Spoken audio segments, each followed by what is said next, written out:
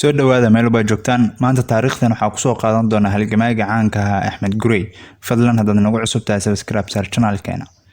Imaam Axmed Ibrahim Gurey waxa uu ku dhashay tuulo kamid ah gobolada Harar oo la yiraahdo Hoobato sanadka markuu ahaa 1488 Imaam Axmed Gurey wuxuu yaraantiisii kusoo barbaaray magaalada Harar inta uu joogay magaalada Harar waxa uu galay dugsi Qur'aan halkaas oo ku bartay Qur'aanka Kariimka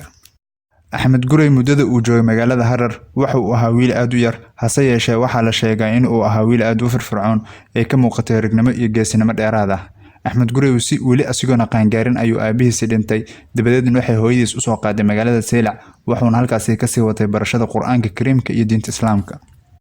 intuu joogay Axmed Gurey magaalada Seylac waxa ka sii muuqatay ragnimo iyo inuu yahay wiil dadaal badan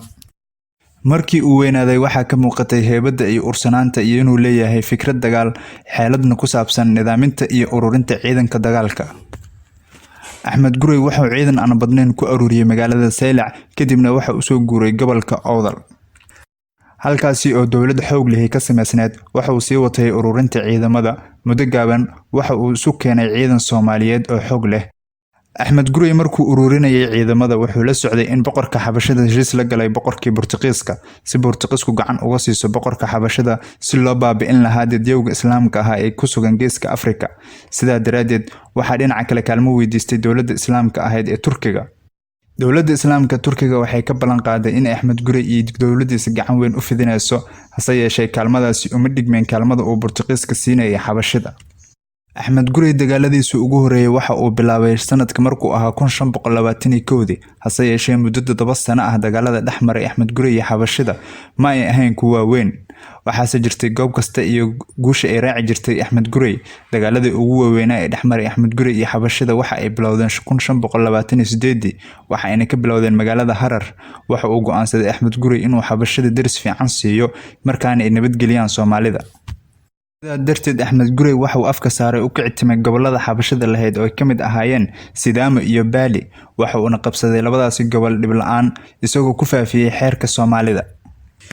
ciidamada Axmed Gurey waxay baabi'iyeen ciidankii Xabashada markii ay qabsadeen labadii gobol ee ugu waaweynaa ugu caansanaa dalka boqortooyada Xabashida ee ahaa Shaawa iyo Gojaam dawladda Boortaqiiska iyo Xabashadii qasaare weyn ayaa gaaray ayadoo lagu dilay taliyihii ciidanka Boortaqiiska dabadeed muddo ay is ururinayeen ciidan iyo hub iyo xoog si ay ugu argostaan waxa ayna 1543 soo qaadeen weerar dagaal waxa si jilibka u dhigtay ciidamadii Axmed Gurey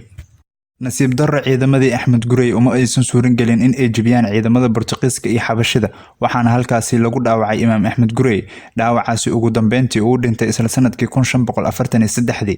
Imaam Ibrahim Axmed Gurey kadib ma aysan ka abuurmin dalka dawlad Soomaaliyeed oo weyn gaar ahaan geesta waqooyi iyo geesta galbeed ee Soomaalidu degto dawladihii Seylac Awdal Harar iyo meelo kaleba waa ay baabi'een waxa ayna noqdeen amiiro iyo suldaamo yaryar qaybaha waqooyi ee Soomaaliya oo dhan waxa gacanta ku qabtay Xabashada waxaana ka hor istaagay dawladda Islaamka ee Turkiga markii dawladdii weyneed ee Imaam Axmed Gurey ay burburtay kadib waxa dhulka Soomaaliyeed ka abuurmay dawlado yaryar oo ah suldaamo iyo amiiro iyo dhaxaltooye ee ka taliyaan oo ay kamid ahaayeen boqortooyadii Seylac ilaa qarnigii 19aad gobolada koonfureed ee Soomaaliya waxa ka jiray dawladaha ugu horeeyay dhaqaalaha iyo ganacsiga waxaana ugu taariikh dheeraa magaalooyinka Muqdisho marka Baraawe iyo kuwa kale balse markii dambe waxa qabsaday boqortooyada Masqad oo fadhigeedu yahay dalka Cumaan waqtigu uu boqorka ahaa Sayid Saciid Barqash kadib boqortooyadii Masqad waxay u kala jabtay laba boqortooyo mid xarunteedu tahay Masqad caasimadda Cumaan iyo mid xarunteedu tahay Zanzibar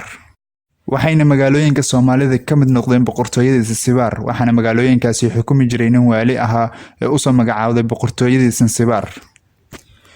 waali kastana waxa uu lahaa ciidan uu isaga maamulo uuna madax banaan yahay ilaa bilowgii qarnigii 20aad xukunka gobolada Banaadir iyo labada Shabeelle waxa uu ku jiray boqortooyadii Zanzibar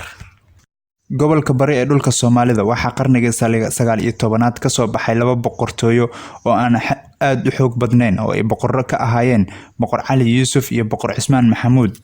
gobolka waqooyi galbeed waxa uu qarnigii 19aad ka mid noqday xukunkii dawladda Islaamka ee Turkiga ee xukumayay xeebaha Soomaalida xeebaha Berbera iyo Seylac waxaana laga wada xukumi jiray magaalada Seylac waxaana markii dambe loo wareejiyay magaalada Harar ilaa burburkii dawladda Turkiga